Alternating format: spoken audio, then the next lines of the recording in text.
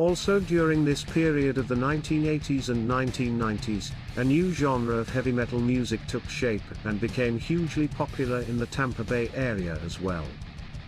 Death metal. Much like the mainstream rock bands that were popular in the Tampa Bay area, the death metal bands were becoming extremely popular on the local music scene as well.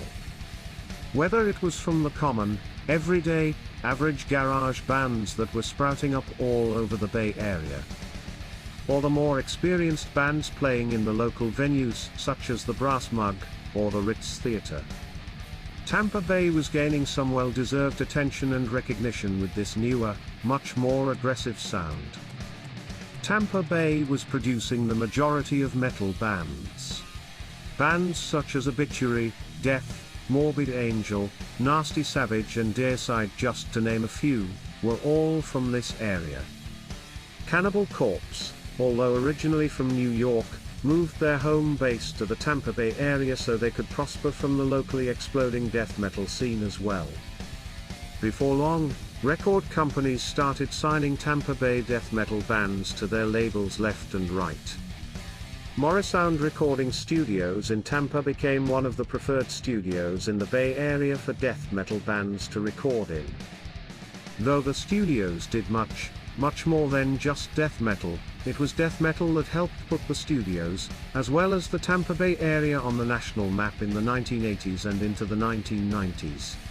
So much in fact that it rightfully earned Tampa Bay the moniker of the death metal capital of the world. That moniker couldn't have been more accurate at the time either. LA was home to the hair bands, Seattle would eventually become known as the birthplace of grunge, and without a doubt, Tampa Bay was then, and always will be, the death metal capital of the world.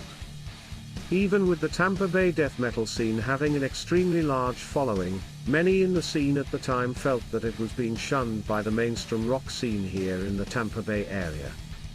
Though Tampa Bay was receiving worldwide recognition for being the death metal capital of the world, here in Tampa Bay the death metal scene was being looked upon as more underground. It was even reported that the reason Keith Collins, Savage, Crunch, founded the annual Tampa Bay Metal Awards back in 1990 was due to what he felt was the lack of attention and recognition that the death metal bands were receiving at the annual Tampa Bay Music Awards show. TampaBayMusicHistory.com